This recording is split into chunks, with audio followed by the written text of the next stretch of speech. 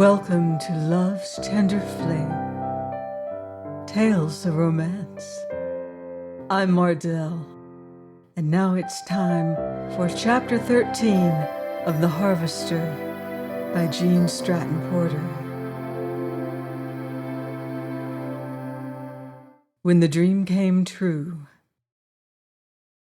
At first, the road lay between fertile farms, dotted with shocked wheat, covered with undulant seas of ripening oats, and forests of growing corn. The larks were trailing melody above the shorn and growing fields, and quail were ingathering beside the fences, and from the forests on graceful wings slipped the nighthawks and sailed and soared, dropping so low that the half-moons formed by white spots on their spread wings showed plainly. "Why is this country so different from the other side of the city?" asked the girl.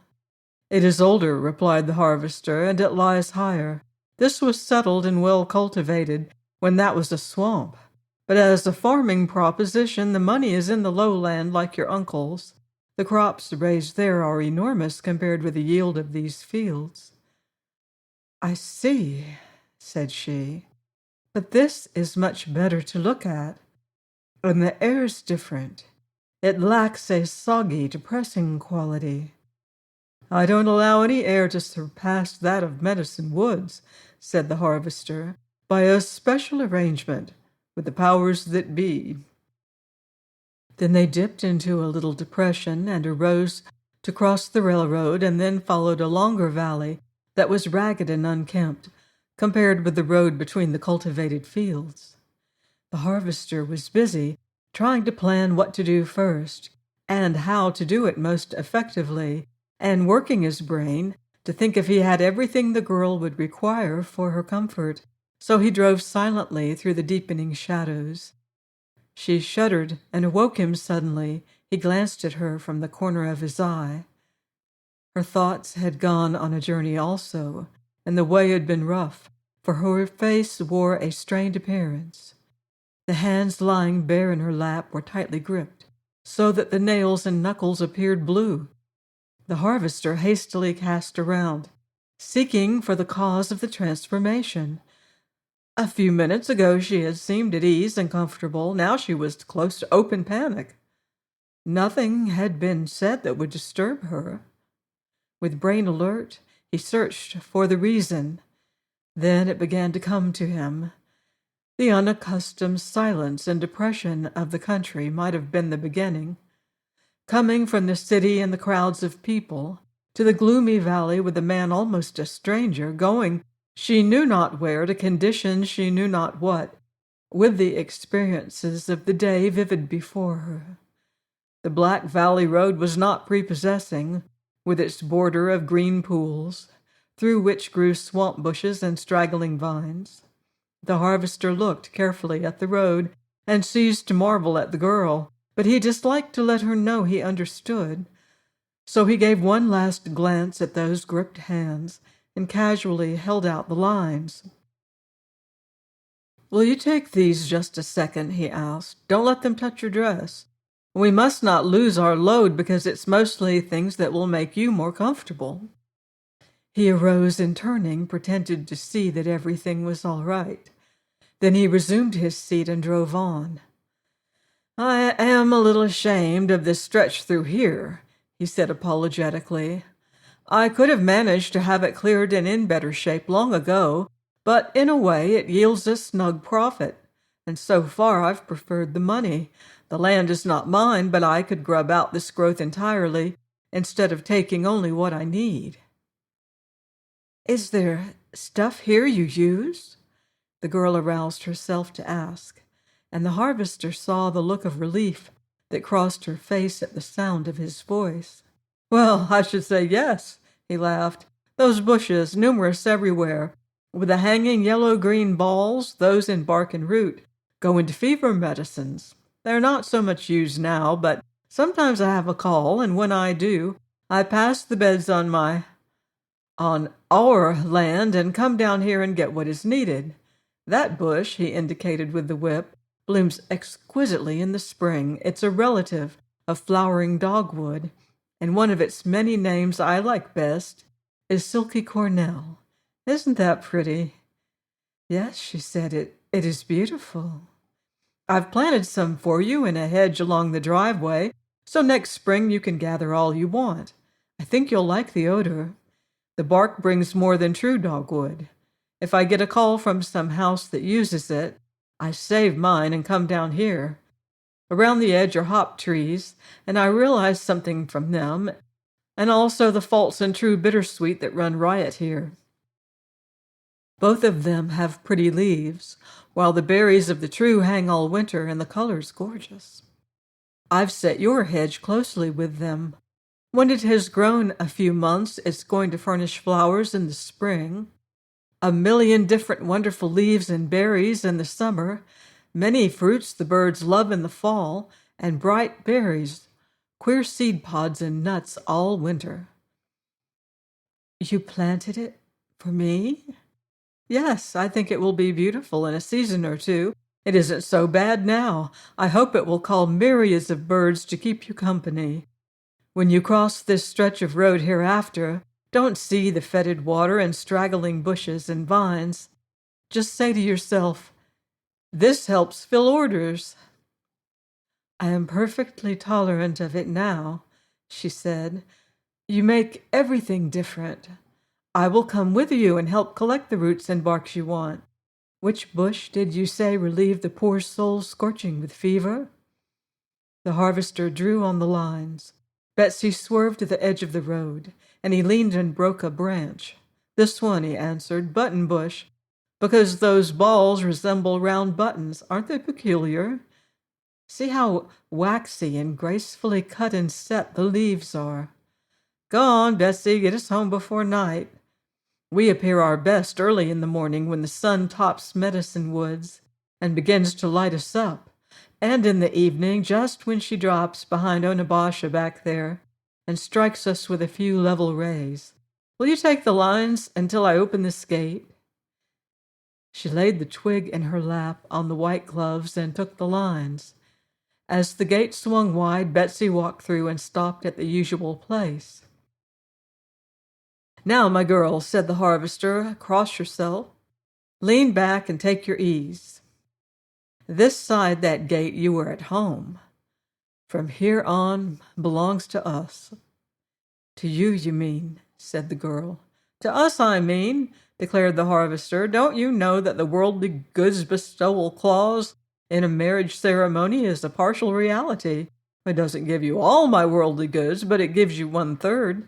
Now, which will you take, the hill, the lake, the marsh, or part of all of them?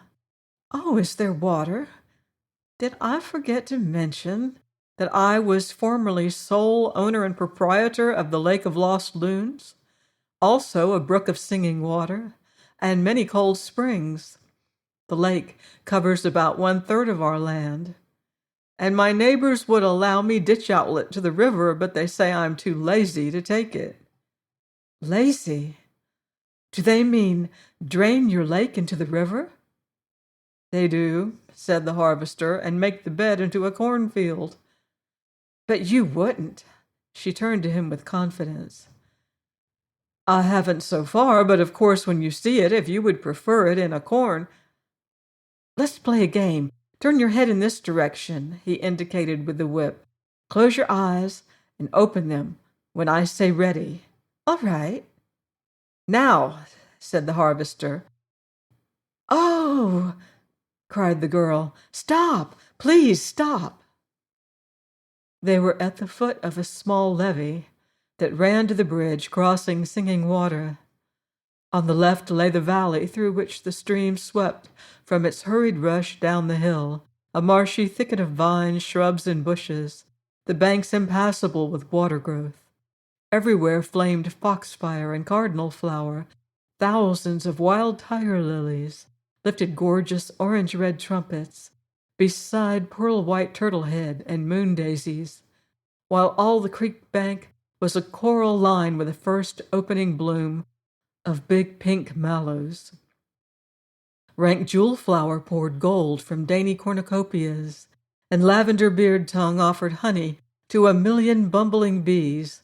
Water smartweed spread a glowing pink background, and twining amber dotard topped the marsh in lacy mist with its delicate white bloom. Straight before them, a white sanded road climbed to the bridge and up a gentle hill, between the young hedge of small trees and bushes, where again flowers and bright colors rioted, and led to the cabin, yet invisible. On the right, the hill crowned with gigantic forest trees sloped to the lake. Midway the building stood, and from it, among scattering trees, all the way to the water's edge, were immense beds of vivid color.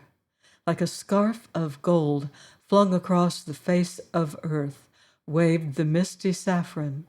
And beside the road, running down the hill, in a sunny open space, arose tree-like specimens of thrifty magenta pokeberry. Down the hill crept the masses of color, changing from dry soil to water growth. High around the blue-green surface of the lake waved lacy heads of wild rice, lower cattails, bulrushes, and marsh grasses. Arrowhead lilies lifted spines of pearly bloom, while yellow water lilies and blue water hyacinth intermingled. Here and there grew a pink stretch of water smartweed, and the dangling gold of jewel flower. Over the water, bordering the edge, starry faces of white pond lilies floated. Blue flags waved graceful leaves. Willows grew in clumps, and vines clambered everywhere. Among the growth of the lake shore, duck, coot, and grebe voices commingled in the last chattering, hastened splash of securing supper before bedtime. Crying killdeers crossed the water, and overhead the night hawks massed in circling companies. Betsy climbed the hill, and at every step the girl cried, "Slower, please go slower." With wide eyes she stared around her. "Why didn't you tell me it would be like this?" she demanded in awed tones. "Have I had opportunity to describe much of anything?" asked the harvester. "Besides, I was born and reared here, and while it has been a garden of bloom for the past 6 years only, it always has been a picture. But one forgets to say much about a sight seen every day, and that requires the work this does." "That white mist down there, what is it?" she marveled. "Pearls grown by the Almighty," answered the harvester, "flowers that I hope you will love. They are like you, tall and slender, graceful, pearl white and pearl pure. Those are the arrowhead lilies. And the wonderful purplish red there on the bank? Oh, I could kneel and pray before color like that." "Pokeberry," said the harvester. "Roots bring 5 cents a pound. A good blood purifier." "Man, how can you? I'm not going to ask what another color is. I'll just worship what I like in silence." "Will you forgive me if I tell you what a woman whose judgment I respect says about that color?" "Perhaps." "She says God proves that he loves it best of all the tints in his workshop by using it first and most sparingly. Now are you going to punish me by keeping silent?" "I couldn't if I tried." Just then they came upon the bridge crossing Singing Water. There was a long view of its border, rippling bed and marshy banks, while on the other hand the lake resembled a richly encrusted sapphire. "Is the house close?" "Just a few rods at the turn of the drive." "Please help me down. I want to remain here a while. I don't care what else there is to see. Nothing can equal this. I wish I could bring down a bed and sleep here. I'd like to have a table and draw and paint. I understand now what you mean about the designs you mentioned. Why, there must be thousands. I can't go on. I never saw anything so appealing in all my life." Now the harvester's mother had designed that bridge, and he had built it with much care. From bark-covered railings to solid oak floor and comfortable benches running along the sides, it was intended to be a part of the landscape.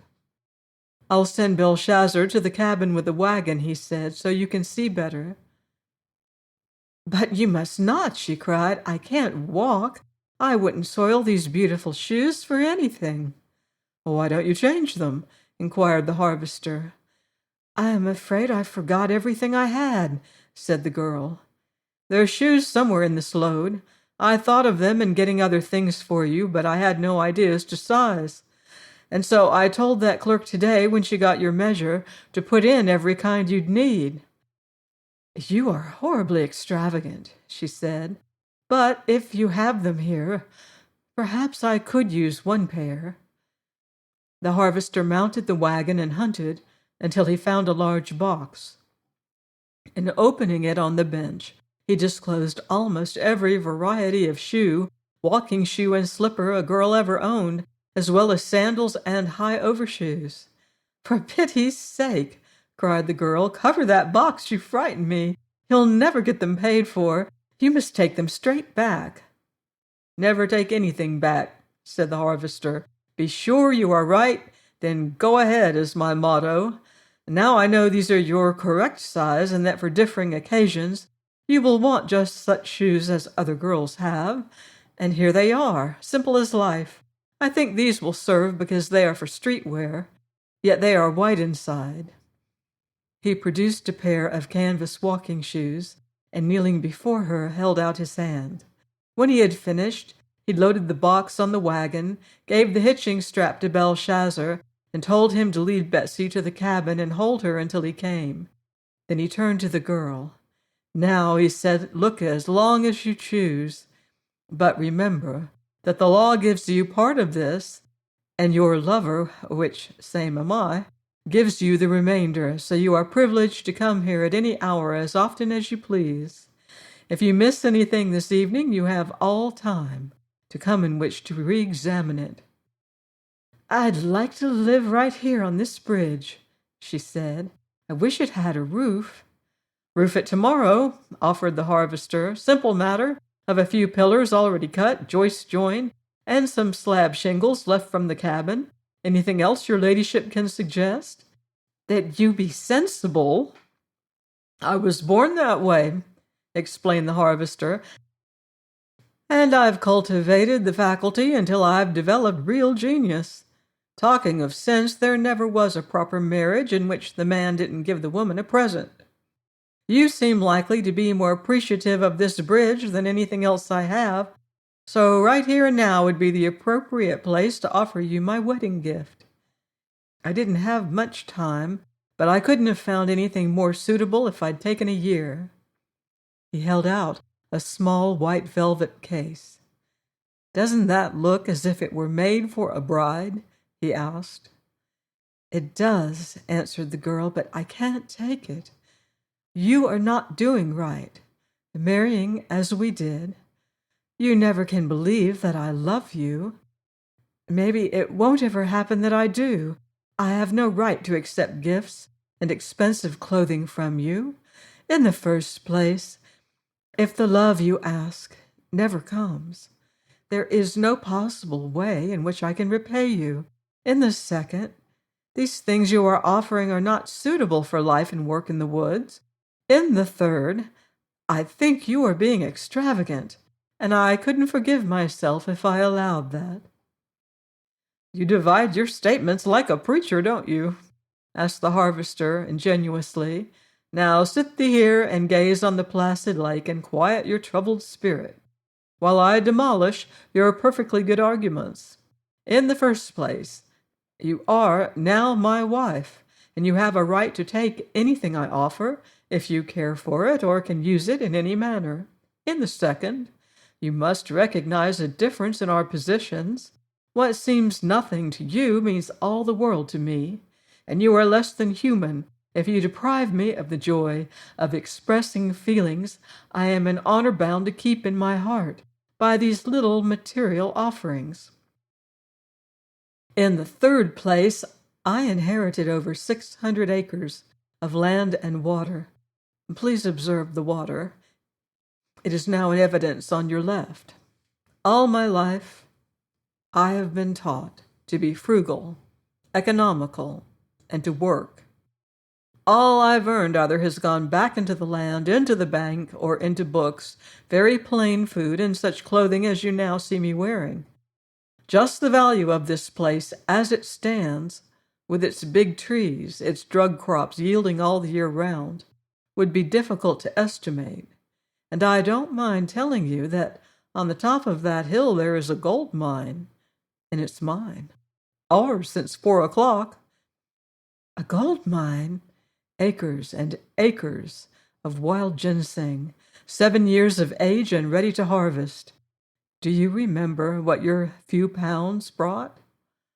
Why, it's worth thousands. Exactly. For your peace of mind, I might add that all I have done or got is paid for, except what I bought today, and I will write a check for that as soon as the bill is made out. My bank account never will feel it, truly, Ruth. I'm not doing, or going to do, anything extravagant. I can't afford to give you diamond necklaces, yachts, and trips to Europe, but you can have the contents of this box, and a motorboat on the lake, a horse and carriage, and a trip, say to New York, perfectly well. Please take it.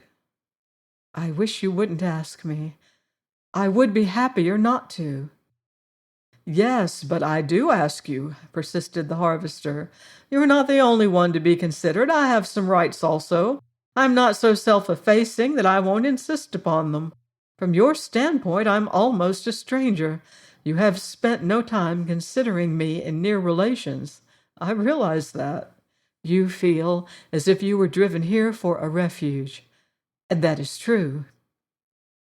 I said to Belshazzar one day that I must remember that you had no dream and had spent no time loving me.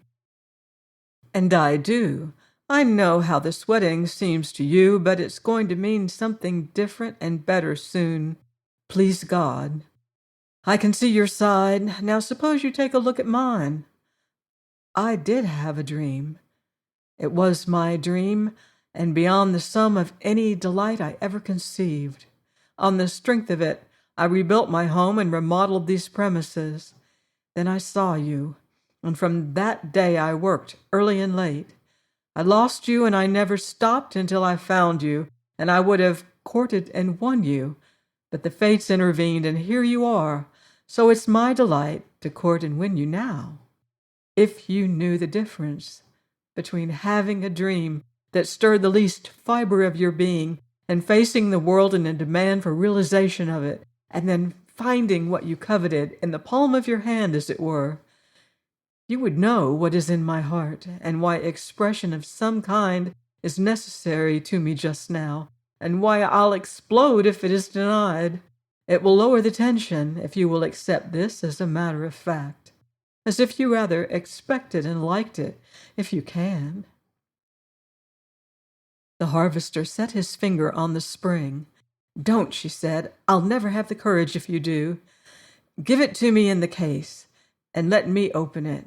Despite your unanswerable arguments, I am quite sure that is the only way in which I can take it. The harvester gave her the box. My wedding gift, she exclaimed, more to herself than to him. Why should I be the buffet of all the unkind fates kept in store for a girl my whole life, and then suddenly be offered home, beautiful gifts, and wonderful loving kindness by a stranger? The harvester ran his fingers through his crisp hair and pulled it into a peak, stepped to the seat, and sitting on the railing, he lifted his elbows, tilted his head, and began a motley outpouring of half-spoken, half-whistled trills and imploring cries. There was enough similarity that the girl instantly recognized the red bird. Out of breath, the harvester dropped to the seat beside her. And don't you keep forgetting it, he cried. Now open that box and put on the trinket, because I want to take you to the cabin when the sun falls level on the drive. She opened the case, exposing a thread of gold that appeared too slender for the weight of an exquisite pendant, set with shimmering pearls. If you will look down there, the harvester pointed over the railing to the arrowhead lilies touched with a fading light, you will see that they are similar. They are, cried the girl. How lovely! Which is more beautiful, I do not know. And you won't like it if I say I must not.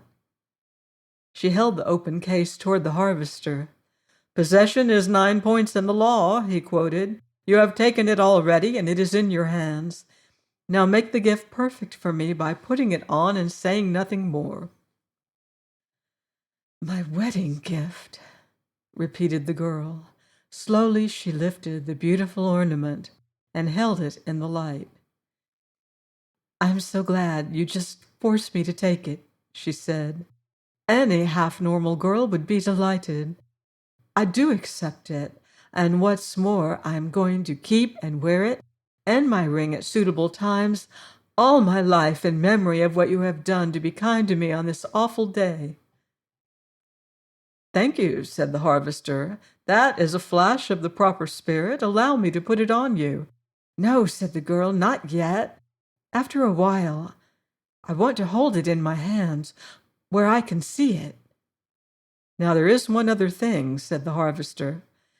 If I had known for any length of time that this day was coming and bringing you, as most men know when a girl is to be given into their care, I could have made it different.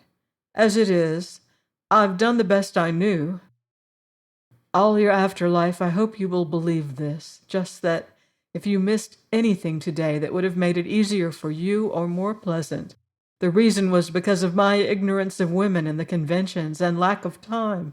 I want you to know and to feel that in my heart, those vows I took were real. This is undoubtedly all the marrying I will ever want to do. I am old-fashioned in my ways and deeply imbued with the spirit of the woods, and that means unending evolution along the same lines. To me, you are my revered and beloved wife, my mate now, and I am sure nothing will make me feel any different. This is the day of my marriage to the only woman I ever have thought of wedding, and to me it is joy unspeakable. With other men, such a day ends differently from the close of this with me, because I have done and will continue to do the level best I know for you. This oration is the prologue for asking you for one gift to me from you, a wedding gift. I don't want it unless you can bestow it ungrudgingly and truly want me to have it. If you can, I will have all from this day I hope for at the hands of fate. May I have the gift I ask of you, Ruth? She lifted startled eyes to his face. Tell me what it is, she breathed. It may seem much to you, said the harvester.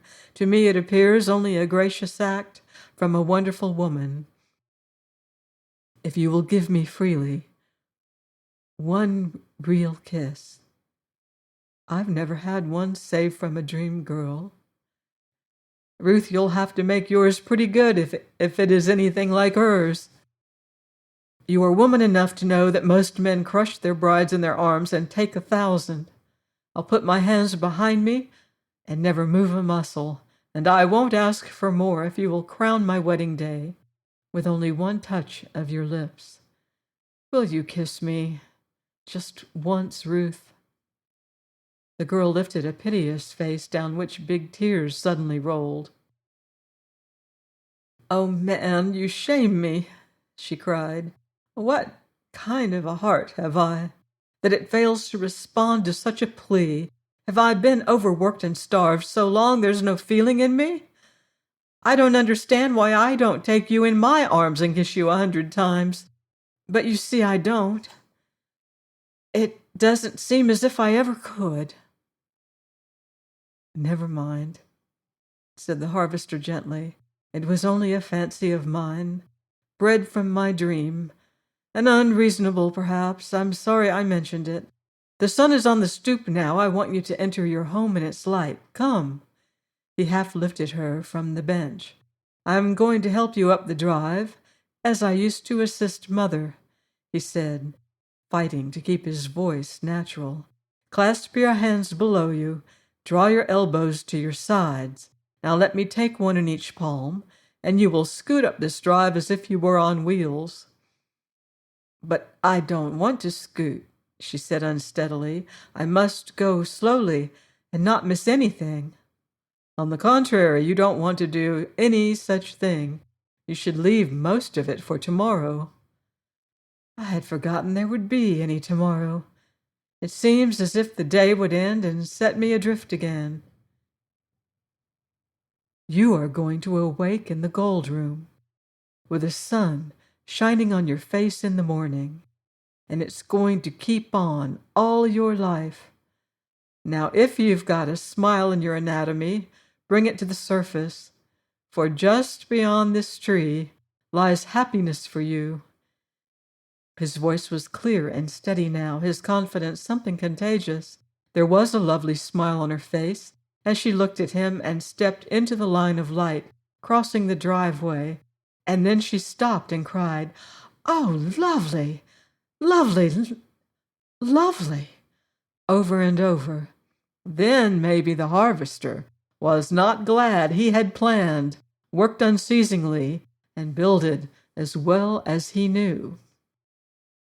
The cabin of large peeled golden oak logs, oiled to preserve them, nestled like a big mushroom on the side of the hill. Above and behind the building, the trees arose in a green setting. The roof was stained to their shades. The wide veranda was enclosed in screening, over which wonderful vines climbed in places, and round it grew ferns and deep wood plants. Inside hung big baskets of wild growth. There was a wide, swinging seat with a backrest, supported by heavy chains. There were chairs and a table of bent saplings and hickory withes. 2 full stories the building arose, and the western sun warmed it almost to orange yellow, while the graceful vines crept toward the roof. The girl looked at the rapidly rising hedge on each side of her, at the white floor of the drive, and long at the cabin. "You did all this since February?" she asked. "Even to transforming the landscape," answered the harvester. "Oh, I wish it was not coming night," she cried. "I don't want the dark to come until you have told me the name of every tree and shrub of that wonderful hedge, and every plant and vine of the veranda, and oh, I want to follow up the driveway and see that beautiful little creek, listen to it chuckle and laugh. Is it always glad like that? Now see the ferns and things that grow on the other side of it. Why, there are big beds of them, and lilies of the valley by the acre. What is that yellow around the corner?" "Never mind that now," said the harvester, guiding her up the steps, along the graveled walk to the screen that he opened, and over a flood of gold light she crossed the veranda and entered the door. "Now here it appears bare," said the harvester, "because I didn't know what should go on the walls, or what rugs to get, or about the windows. The table, chairs, and couch I made myself, with some help from a carpenter. They are solid black walnut, and will age finely." "They are beautiful," said the girl, softly touching the shining tabletop with her fingers. "Please put the necklace on me now. I have to use my eyes and hands for other things." She held out the box, and the harvester lifted the pendant and clasped the chain around her neck. She glanced at the lustrous pearls, and then the fingers of one hand softly closed over them. She went through the long, wide living room, examining the chairs and mantel, stopping to touch and exclaim over its array of half-finished candlesticks. At the door of his room she paused. "And this?" she questioned. "Mine," said the harvester, turning the knob. "I'll give you one peep to satisfy your curiosity and show you the location of the bridge over which you came to me in my dream. All the remainder is yours. I reserve only this. Will the goblins get me if I come here?" "Not goblins, but a man alive, so heed your warning." After you have seen it, keep away." The floor was cement. 3 of the walls, heavy screening with mosquito wire inside, the roof slab shingled. On the inner wall was a bookcase, below it a desk, at one side a gun cabinet, at the other a bath and a small alcove beside a closet. The room contained 2 chairs like those of the veranda, and the bed was a low oak couch, covered with a thick mattress of hemlock twigs, topped with sweet fern, on which the sun shone all day. On a chair at the foot were spread some white sheets, a blanket, and an oilcloth. The sun beat in, the wind drifted through, and one lying on the couch could see down the bright hill and sweep the lake to the opposite bank without lifting the head. The harvester drew the girl to the bedside. "Now, straight in a line from here," he said, "across the lake to that big, scraggy oak. Every clear night, the moon builds a bridge of molten gold. And once you walked it, my girl, and came straight to me, alone and unafraid. And you were gracious and lovely beyond anything a man ever dreamed of before. I'll have that to think of tonight. Now come see the dining room, kitchen, and handmade sunshine." He led her into what had been the front room of the old cabin, now a large, long dining room, having on each side wide windows with deep seats. The fireplace back wall was against that of the living room, but here the mantel was bare. All the woodwork, chairs, and dining table, cupboards, and carving table were golden oak. Only a few rugs and furnishings and a woman's touch were required to make it an unusual and beautiful room. The kitchen was shining, with a white hardwood floor, white woodwork, and pale green walls. It was a light, airy sanitary place, supplied with a pump, sink, hot and cold water faucets, refrigerator, and every modern convenience possible to the country. Then the harvester almost carried the girl up the stairs and showed her 3 large sleeping rooms, empty and bare save for some packing cases. "I didn't know about these, so I didn't do anything. When you find time to plan, tell me what you want, and I'll make or buy it. They are good-sized, cool rooms. They all have closets and pipes from the furnace, so they will be comfortable in winter. Now there is your place remaining. I'll leave you, while I stable Betsy and feed the stock." He guided her to the door opening from the living room to the east. "This is the sunshine spot," he said. "It is bathed in morning light and sheltered by afternoon shade. Singing Water is across the drive there to talk to you always. It comes pelting down so fast it never freezes, so it makes music all winter. And the birds are so numerous you'll have to go to bed early, for they'll wake you by dawn. I noticed this room was going to be full of sunshine when I built it, and I craved only brightness for you, so I coaxed all of it to stay that I could. Every stroke is the work of my hands, and all of the furniture. I hope you will like it. This is the room of which I've been telling you, Ruth. Go in and take possession, and I'll entreat God and all his ministering angels to send you sunshine and joy." He opened the door, guided her inside, closed it, and went swiftly to his work. The girl stood and looked around her with amazed eyes. The floor was pale yellow wood, polished until it shone like a tabletop. The casings, table, chairs, dressing table, chest of drawers, and bed were solid curly maple. The doors were big polished slabs of it, each containing enough material to veneer all the furniture in the room. The walls were of plaster tinted yellow, and the windows with yellow shades were curtained in dainty white. She could hear the harvester carrying the load from the wagon to the front porch, the clamor of the barnyard, and as she went to the north window to see the view, a shining peacock strutted down the walk and went to the harvester's hand for grain, while scores of snow-white doves circled over his head. She stepped on deep rugs of yellow goatskins, and glancing at the windows on either side, she opened the door. Outside it lay a porch with a railing but no roof.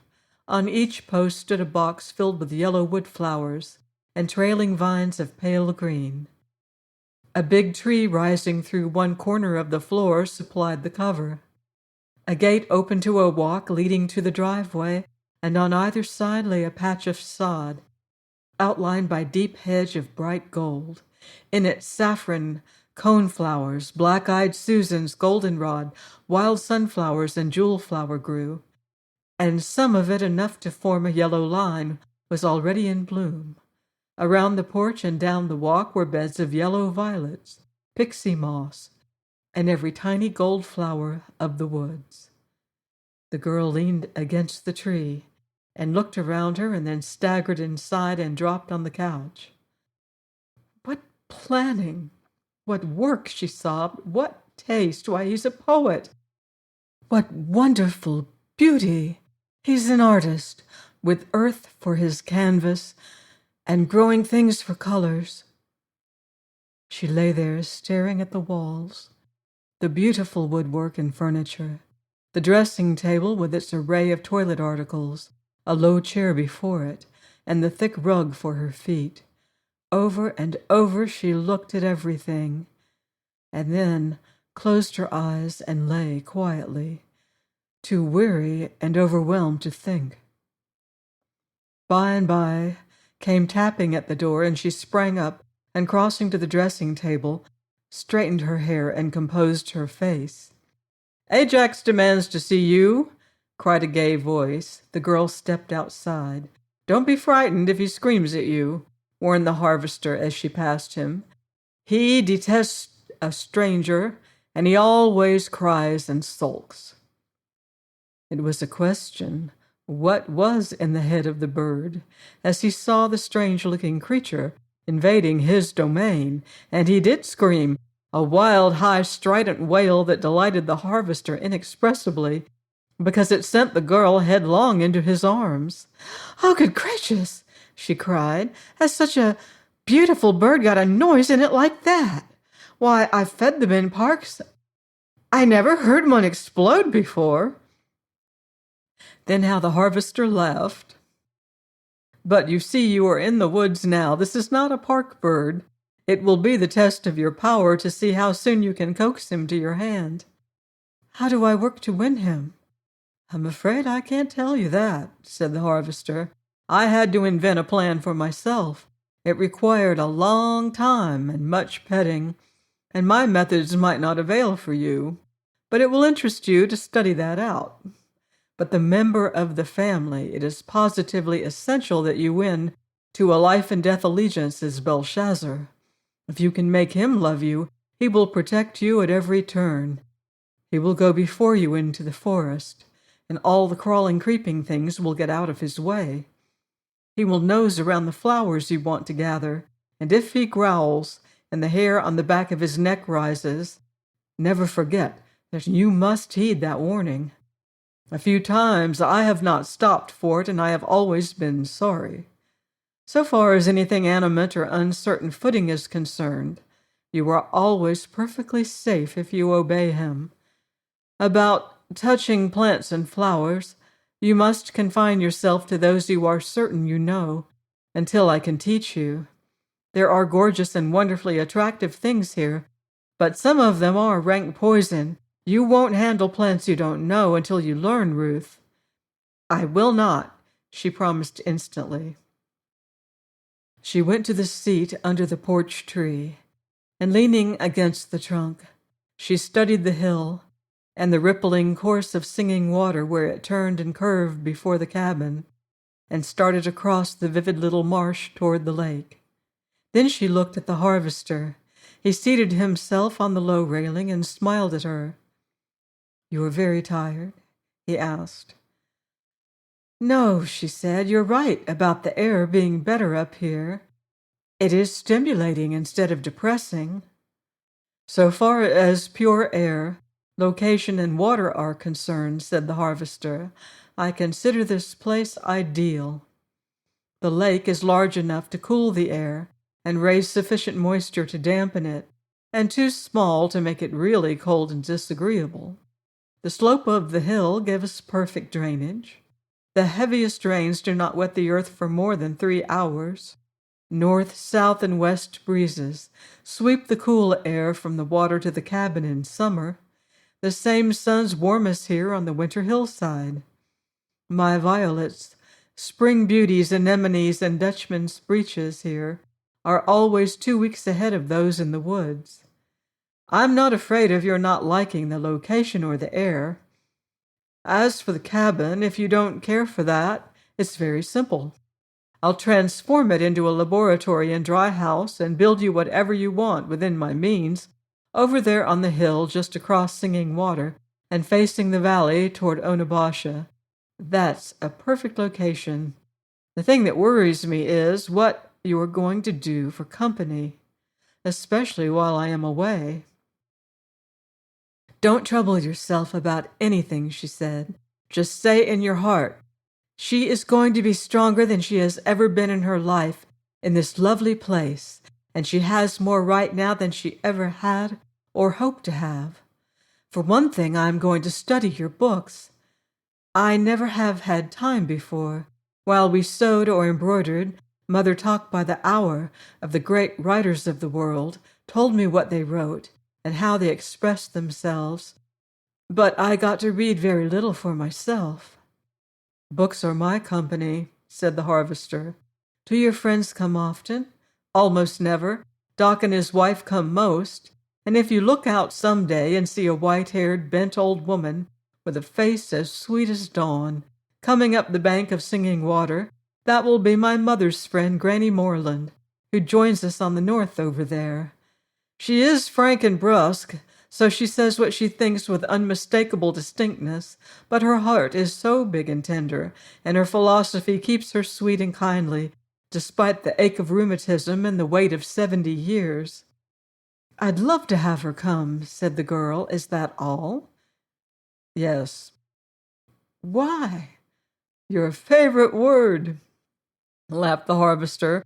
Oh, the reason lies with me, or rather with my mother. Some day I will tell you the whole story and the cause. I think now I can encompass it in this. The place is an experiment. When medicinal herbs, roots, and barks became so scarce that some of the most important were almost extinct, it occurred to me that it would be a good idea to stop traveling miles and poaching on the woods of other people and turn our land into an herb garden. For 4 years before Mother went, and 6 since, I have worked with all my might, and results are beginning to take shape. While I've been at it, of course, my neighbors had an inkling of what was going on. And I've been called a fool, lazy, and a fanatic because I did not fell the trees and plow for corn. You readily can see I am a little short of corn ground out there. He waved toward the marsh and lake. And up there. He indicated the steep hill and wood. But somewhere on this land I've been able to find muck for mallows, water for flags and willows, shade for ferns, lilies, and ginseng, rocky sunny spaces for mullein, and open fertile beds for bouncing bet, just for examples. God never evolved a place better suited for an herb farm, from woods to water and all that goes between. It's perfect. And indescribably lovely, added the girl. Yes, I think it is, said the harvester, but in the days when I didn't know how it was coming out, I was sensitive about it, so I kept quiet and worked, and allowed the other fellow to do the talking. After a while, the ginseng bed grew a treasure worth guarding, and I didn't care for anyone to know how much I had or where it was, as a matter of precaution. Ginseng and money are synonymous, and I was forced to be away some of the time. Would anyone take it? Certainly, said the harvester, if they knew it was there and what it was worth. Then, as I've told you, much of the stuff here must not be handled except by experts, and I didn't want people coming in my absence and taking risks. The remainder of my reason for living so alone is cowardice, pure and simple. Cowardice, you? Oh, no. Thank you, said the harvester, but it is. Some day I'll tell you of a very solemn oath I've had to keep. It hasn't been easy. You wouldn't understand, at least not now. If the day ever comes when I think you will, I'll tell you. Just now I can express it by that one word. I didn't dare fail, or I felt I would be lost as my father was before me. So I remained away from the city and its temptations and men of my age, and worked in the woods until I was tired enough to drop. Read books that helped, tinkered with the carving, and sometimes I had an idea and I went into that little building behind the dry house, took out my different herbs, and tried my hand at compounding a new cure for some of the pains of humanity. It isn't bad work, Ruth. It keeps a fellow at a fairly decent level, and some good may come of it. Carrie is trying several formulae for me, and if they work, I'll carry them higher. If you want money, girl, I know how to get it for you. Don't you want it? Not 1 cent more than I've got, said the harvester emphatically. When any man accumulates more than he can earn with his own hands, he begins to enrich himself at the expense of the youth, the sweat, the blood, the joy of his fellow men. I can go to the city, take a look, and see what money does as a rule, and it's another thing I'm afraid of. Will find me a dreadful coward on those 2 points. I don't want to know society and its ways. I see what it does to other men. It would be presumption to reckon myself stronger, so I live alone. And as for money, I've watched the cross-cuts and the quick and easy ways to accumulate it, but I've had something in me that held me to the slow, sure, clean work of my own hands, and has yielded me enough for 1, for 2 even, in a reasonable degree, so I've worked, read, compounded, and carved. If I couldn't wear myself down enough to sleep by any other method, I went into the lake and swam across and back, and that is guaranteed to put any man to rest, clean and unashamed.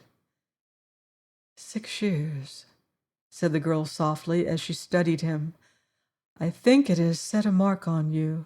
I believe I can trace it.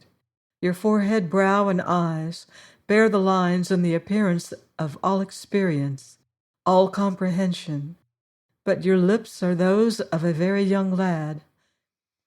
I shouldn't be surprised if I had that kiss ready for you, and I really believe I can make it worthwhile. Oh, good Lord, cried the harvester, turning a backward somersault over the railing and starting in big bounds up the drive toward the stable. He passed around it and into the woods at a rush, and a few seconds later, from somewhere on the top of the hill, his strong, deep voice swept down. Glory, glory, hallelujah! He sang it through at the top of his lungs, that majestic old hymn. But there was no music at all. It was simply a roar. By and by he came soberly to the barn and paused to stroke Betsy's nose. Stop chewing grass and listen to me, he said. She's here, Betsy. She's in our cabin. She's going to remain. You can stake your oats on that. She's going to be the loveliest and sweetest girl in all the world. And because you're a beast, I'll tell you something a man never could know. Down with your ear, you critter. She's going to kiss me, Betsy, this very night before I lay me. Her lips meet mine, and maybe you think that won't be glorious. I supposed it would be a year anyway, but it's now. Ain't you glad you are an animal, Betsy, and can keep secrets for a fool man that can't? He walked down the driveway, and before the girl had a chance to speak, he said, I wonder if I had not better carry those things into your room and arrange your bed for you. I can, she said. Oh, no, exclaimed the harvester, you can't lift the mattress and heavy covers. Hold the door and tell me how. He laid a big bundle on the floor, opened it, and took out the shoes. Your shoebox is in the closet there. I didn't know what door that was, so I didn't open it. "That is a part of my arrangements for you," said the harvester. "Here is a closet with shelves for your covers and other things. They are bare because I didn't know just what should be put on them. This is the shoe box here in the corner. I'll put these in it now." He knelt and in a row set the shoes in the curly maple box and closed it. "There you are, for all kinds of places and varieties of weather. This adjoining is your bathroom. I put in towels, soaps, brushes, and everything I could think of, and there is hot water ready for you, rainwater too." The girl followed and looked into a shining little bathroom with its white porcelain tub and wash bowl, enameled woodwork, dainty green walls, and white curtains and towels. She could see no accessory she knew of that was missing, and there were many things to which she had never been accustomed. The harvester had gone back to the sunshine room and was kneeling on the floor beside the bundle. He began opening boxes and handing her dresses. "There are skirt, coat, and waist hangers on the hooks," he said. "I only got a few things to start on because I didn't know what you would like. Instead of being so careful with that dress, why don't you take it off and put on a common one? Then we will have something to eat and go to the top of the hill and watch the moon bridge the lake." While she hung the dresses and selected the one to wear, he placed the mattress, spread the padding and sheets, and encased the pillow. Then he bent and pressed the springs with his hands. "I think you will find that soft and easy enough for health," he said. "All the personal belongings I had that clerk put up for you are in that chest of drawers there. I put the little boxes in the top and went down. You can empty and arrange them tomorrow. Just hunt out what you will need now. There should be everything a girl uses there somewhere. I told them to be very careful about that. If the things are not right or not to your taste, you can take them back as soon as you are rested, and they will exchange them for you. If there is anything I have missed that you can think of that you need tonight, tell me, and I'll go and get it." The girl turned toward him. "You couldn't be making sport of me," she said. "But, man, can't you see that I don't know what to do with half you have here? I never saw such things closely before. I don't know what they are for. I don't know how to use them. My mother would have known, but I do not. You overwhelm me. 50 times I've tried to tell you that a room of my very own, such a room as this, will be when tomorrow's sun comes in, and these and these and these." She turned from the chest of boxes to the dressing table, bed, closet, and bath. "All these for me. And you know absolutely nothing about me. I get a big lump in my throat, and the words that do come all seem so meaningless. I am perfectly ashamed to say them. Oh, man, why do you do it?" "I thought it was about time to spring another why on me," said the harvester. "Thank God I'm now in a position where I can tell you why. I do it because you are the girl of my dream, my mate by every law of heaven and earth. All men build as well as they know, when the one woman of the universe lays her spell on them. I did all this for myself, just as a kind of expression of what it would be in my heart to do if I could do what I'd like. Put on the easiest dress you can find, and I will go and set something out to eat." She stood with arms piled high, with the prettiest dresses that could be selected hurriedly, the tears running down her white cheeks, and smiled through them at him. "There wouldn't be any of that liquid amber, would there?" she asked. "Quartz!" cried the harvester. "I'll bring some. Does it really hit the spot, Ruth?" he questioned as he handed her the glass. She heaped the dresses on the bed and took it. "It really does. I am afraid I'm using too much." "I don't think it possibly can hurt you. Tomorrow we will ask Doc. How soon will you be ready for lunch?" "I don't want a bite."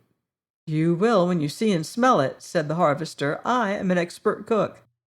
It's my chiefest accomplishment. You should taste the dishes I improvise. But there won't be much tonight because I want you to see the moon rise over the lake." He went away, and the girl removed her dress and spread it on the couch. Then she bathed her face and hands. When she saw the discolored cloth, it proved that she had been painted and made her very indignant. Yet she could not be altogether angry, for that flush of color had saved the harvester from being pitied by his friend. She stood a long time before the mirror, staring at her gaunt, colorless face. Then she went to the dressing table and committed a crime. She found a box of cream and rubbed it on for a foundation. Then she opened some pink powder and carefully dusted her cheeks. "I am utterly ashamed," she said to the image in the mirror, "but he has done so much for me. He is so, I don't know a word big enough, that I can't bear him to see how ghastly I am, how little worth it. Perhaps the food, better air and outdoor exercise will give me strength and color soon. Until it does, I'm afraid I'm going to help out all I can with this. It is wonderful how it changes one. I really appear like a girl instead of a bony old woman." Then she looked over the dresses, selected a pretty white princess, slipped it on, and went to the kitchen. But the harvester would not have her there. He seated her at the dining table, beside the window overlooking the lake, lighted a pair of his homemade candles and his finest sticks, and placed before her bread, butter, cold meat, milk, and fruit. And together they ate their first meal in their home. "If I had known," said the harvester. "Granny Moreland is a famous cook. She's a Southern woman, and she can fry chicken and make some especial dishes to surpass anyone I ever knew. She would have been so pleased to come over and get us an all-right supper." "I'd much rather have this and be by ourselves," said the girl. "Well, you can bank on it I would," agreed the harvester. "For instance, if anyone were here, I might feel restrained about telling you that you are exactly the beautiful flush dream girl I have adored for months, and your dress is most becoming. You are a picture to blind the eyes of a lonely bachelor, Ruth." "Oh, why did you say that?" wailed the girl. "Now I've got to feel like a sneak or tell you, and I didn't want you to know." "Don't you ever tell me or anyone else anything you don't want to," said the harvester roundly. "It's nobody's business." "But I must. I can't begin with deception. I was fool enough to think you wouldn't notice. Man, they painted me. I didn't know they were doing it, but when it all washed off, I looked so ghastly I almost frightened myself. I hunted through the boxes they put up for you and found some pink powder." "But don't all the daintiest women powder these days, and consider it indispensable? The clerk said so. And I've noticed it mentioned in the papers. I bought it for you to use." "Yes, just powder, but man, I put on a lot of cold cream first to stick the powder good and thick. Oh, I wish I hadn't." "Well, since you've told it, is your conscience perfectly at ease?" "No, you don't. You sit where you are. You are lovely. And if you don't use enough powder to cover the paleness until your color returns, I'll hold you and put it on. I know you feel better when you appear so that everyone must admire you." "Yes, but I'm a fraud." "You're no such thing," cried the harvester hotly. "There hasn't a woman in 10,000 got any such rope of hair. I've been seeing the papers on the hair question, too. No one will believe it's real. If they think your hair is false when it is natural, they won't be any more fooled when they think your color is real and it isn't. Very soon it will be, and no one need ever know the difference. You go on and fix up your level best. To see yourself appearing well will make you ambitious to become so as soon as possible." "Harvester man," said the girl, gazing at him with wet, luminous eyes, "for the sake of other women, I could wish that all men had an oath to keep and had been reared in the woods." "Here's the place we adjourn to the moon," cried the harvester. "I don't know of anything that can cure a sudden accession of swell head like gazing at the heavens. One finds his place among the atoms naturally and instantaneously, with the eyes on the night sky. Should you have a wrap? You should. The mists from the lake are cool. I don't believe there is one among my orders. I forgot that. Oh, but upstairs with Mother's clothing there are several shawls and shoulder capes. All of them were washed and carefully packed. Would you use one, Ruth? Why not give it to me? Wouldn't she like me to wear her things better than to have them lying in mothballs? The harvester looked at her and shook his head, marveling. I can't tell how pleased she would be, he said. Where are her belongings? Asked the girl. I could use them to help furnish the house, and it wouldn't appear so strange to you. The harvester liked that. All the washed things are in those boxes upstairs, also some fine skins I've saved, on the chance of wanting them. Her dishes are in the bottom of the china closet there. She was mighty proud of them. The furniture and carpets were so old and abused I burned them. I'll go bring a wrap. He took the candle and climbed the stairs, soon returning with a little white wool shawl and a big pink coverlet. Got this for her Christmas one time, he said. She'd never had a white one, and she thought it was pretty. He folded it around the girl's shoulders and picked up the coverlet. You're never going to take that to the woods, she cried. Why not? She took it in her hands to find a corner. Just as I thought. It's a genuine Peter Hartman. It's one of the things that money can't buy. Or rather, one that takes a mint of money to own. They're heirlooms. They are not manufactured anymore. At the art store where I worked, they'd give you $50 for that. It is not faded or worn a particle. It would be lovely in my room. You mustn't take a treasure like that out of doors. Ruth, are you in earnest? Demanded the harvester. I believe there are 6 of them upstairs. Plutocrat, cried the girl. What colors? More of this pinkish red, blue, and pale green. Famous! May I have them to help furnish with tomorrow? Certainly, anything you can find, any way on earth you want it. Only in my room. That is taboo, as I told you. What am I going to take tonight? Isn't the rug you had in the woods in the wagon yet? Use that. Of course, the very thing. Belle, proceed. Are you going to leave the house like this? Why not? Suppose someone breaks in.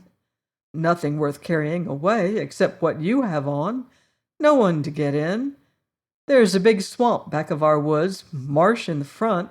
We're up here where we can see the drive and bridge. There's nothing possible from any direction. Never locked the cabin in my life, except your room, and that was because it was sacred. Not that there was any danger. Clear the way, Belle. Clear it of what? Katydids, hop toads, and other carnivorous animals. Now you're making fun of me. Clear it of what? A coon that might go shuffling across, an opossum, or a snake going to the lake. Now are you so frightened that you will not go? No, the path is broad and wide, and surely you and Belle can take care of me. If you will trust us, we can. Well, I am trusting you. You are indeed, said the harvester. Now, see if you think this is pretty. He indicated the hill sloping toward the lake.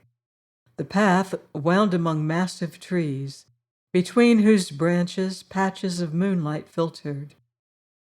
Around the lake shore and climbing the hill were thickets of bushes. The water lay shining in the light. A gentle wind ruffled the surface in undulant waves, and on the opposite bank arose the line of big trees. Under a giant oak, widely branching, on the top of the hill, the harvesters spread the rug and held one end of it against the tree trunk to protect the girl's dress. Then he sat a little distance away and began to talk. He mingled some sense with a quantity of nonsense and appreciated every hint of a laugh he heard. The day had been no amusing matter for a girl absolutely alone among strange people and scenes. Anything more foreign to her previous environment or expectations he could not imagine. So he talked to prevent her from thinking, and worked for a laugh as he labored for bread. "Now we must go," he said at last. "If there is the malaria I strongly suspect in your system, this night air is none too good for you. I only wanted you to see the lake the first night in your new home. And if it won't shock you, I brought you here because this is my holy of holies. Can you guess why I wanted you to come, Ruth? If I wasn't so stupid, with alternate burning and chills, and so deadened to every proper sensibility, I suppose I could," she answered, "but I'm not brilliant. I don't know, unless it is because you knew it would be the loveliest place I ever saw. Surely there is no other spot in the world quite so beautiful." "Then would it seem strange to you," asked the harvester, going to the girl and gently putting his arms around her, "would it seem strange to you that a woman who once homed here and thought it the prettiest place on earth chose to remain for her eternal sleep rather than to rest in a distant city of stranger dead?" He felt the girl tremble against him. "Where is she?" "Very close," said the harvester, "under this oak. She used to say that she had a speaking acquaintance with every tree on our land, and of them all she loved this big one the best. She liked to come here in winter and feel the sting of the wind sweeping across the lake, and in summer this was her place to read and to think. So when she slept the unwaking sleep, Ruth, I came here and made her bed with my own hands, and then carried her to it, covered her, and she sleeps well. I never have regretted her going." Life did not bring her joy. She was very tired. She used to say that after her soul had fled, if I would lay her here, perhaps the big roots would reach down and find her, and from her frail frame gather slight nourishment, and then her body would live again in talking leaves that would shelter me in summer and whisper her love in winter. Of all medicine woods, this is the dearest spot to me. Can you love it too, Ruth?" "Oh, I can," cried the girl. "I do now. Just to see the place and hear that is enough. I wish, oh, to my soul, I wish—" "You wish what?" whispered the harvester gently. "I dare not. I was wild to think of it. I would be ungrateful to ask it." "You would be ungracious if you didn't ask anything that would give me the joy of pleasing you. How long is it going to require for you to learn, Ruth, that to make up for some of the difficulties life has brought you would give me more happiness than anything else could? Tell me now." "No!" He gathered her closer. "Ruth, there is no reason why you should be actively unkind to me. What is it you wish?" She struggled from his arms and stood alone in white moonlight, staring across the lake, along the shore, deep into the perfumed forest, and then at the mound she now could distinguish under the giant tree. Suddenly she went to him and with both shaking hands gripped his arm. "My mother!" she panted. Oh, she was a beautiful woman, delicately reared, and her heart was crushed and broken. By the inch she went to a dreadful end I could not avert or allay, and in poverty and grime I fought for a way to save her body from further horror. It is all so dreadful, I thought all feeling in me was dried and still, but I am not quite calloused yet. I suffer it over with every breath. It is never entirely out of my mind. Oh, man, if you only would lift her from the horrible place she lies, where briars run riot and cattle trample and the unmerciful sun beats. Oh, if only you'd lift her from it and bring her here. I believe it would take away some of the horror, the shame and the heartache. I believe I could go to sleep without hearing the voice of her suffering. If I knew she was lying on this hill, under your beautiful tree, close to the dear mother you love. Oh, man, would you?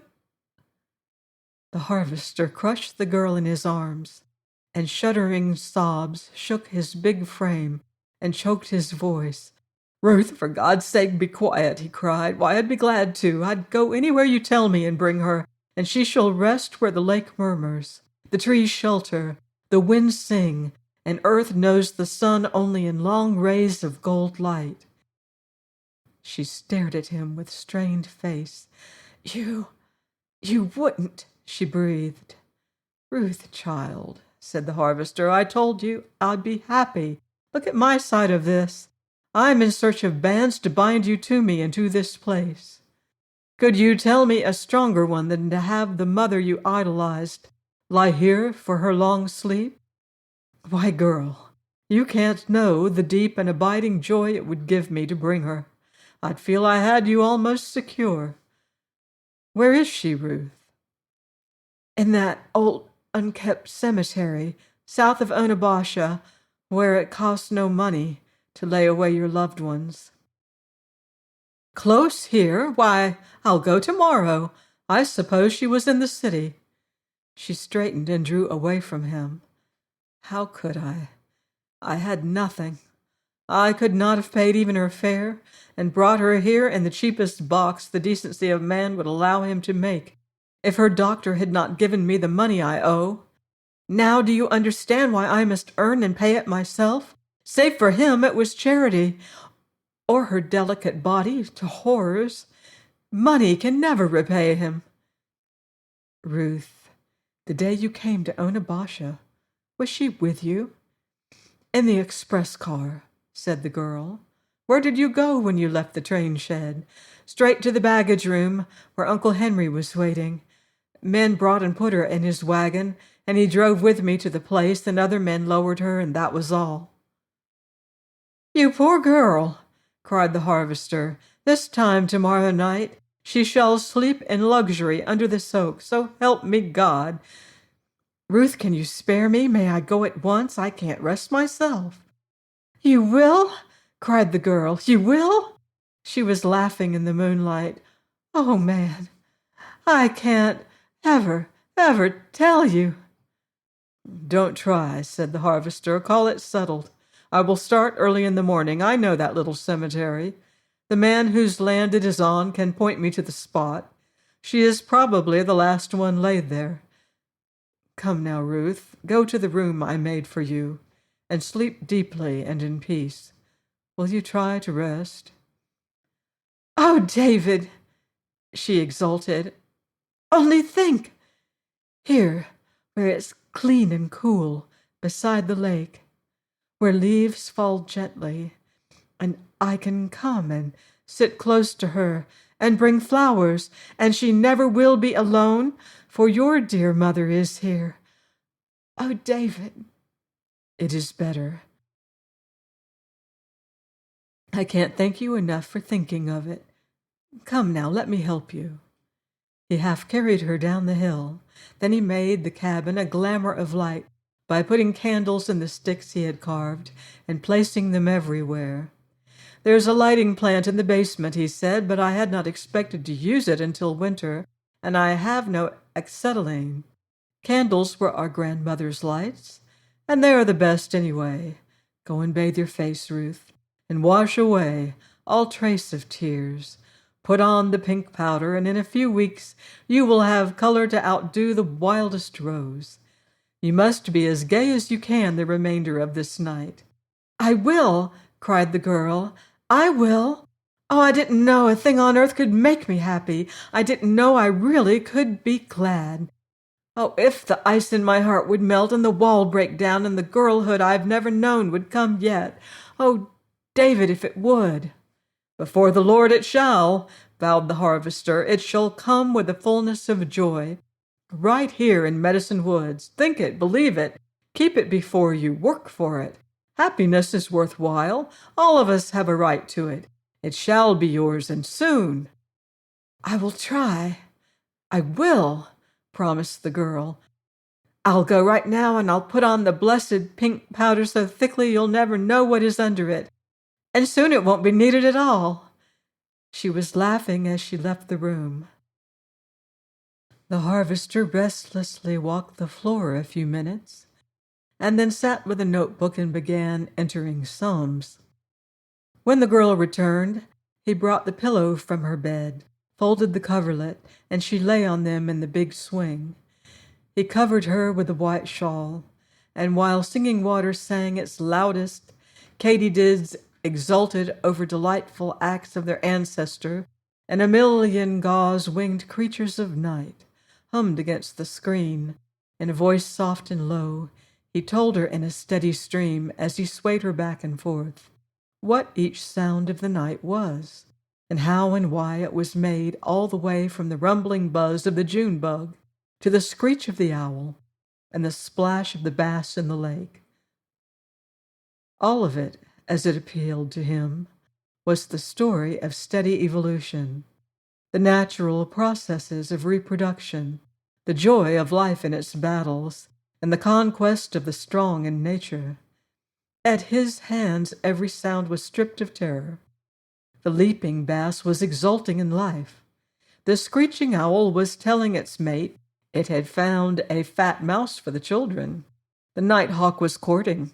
The big bullfrogs booming around the lake were serenading the moon. There was not a thing to fear, or a voice left with an unsympathetic note in it.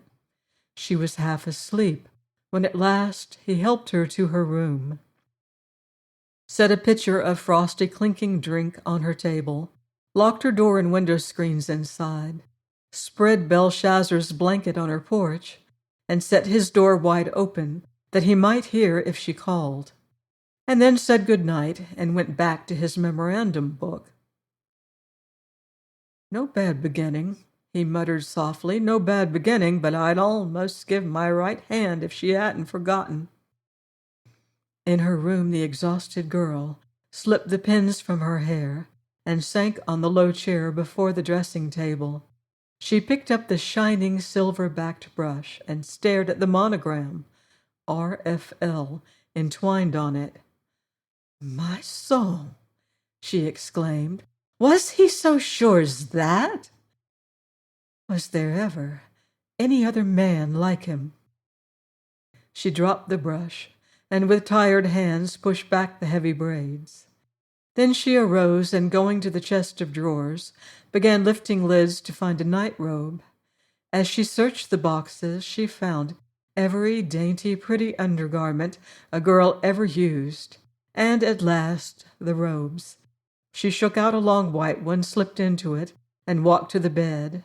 That stood as he had arranged it, white, clean, and dainty. "Everything for me," she said softly. "Everything for me. Shall there be nothing for him? Oh, he makes it easy, easy." She stepped to the closet, picked down a lavender silk kimono, and drawing it over her gown, she gathered it around her, and opening the bathroom door, she stepped into a little hall leading to the dining room. As she entered the living room, the harvester bent over his book. Her step was very close when he heard it, and turned his head. In an instant she touched his shoulders. The harvester dropped the pencil, and palm downward laid his hands on the table, his promise strong in his heart. The girl slid a shaking palm under his chin, leaned his head against her breast, and dropped a sweet, tear-wet face on his. With all the strength of her frail arms, she gripped him a second, and then gave the kiss, into which she tried to put all she could find no words to express. Join me next week on Love's Tender Flame for another romantic chapter in The Harvester by Jean Stratton Porter. Until then, love deeply and live beautifully.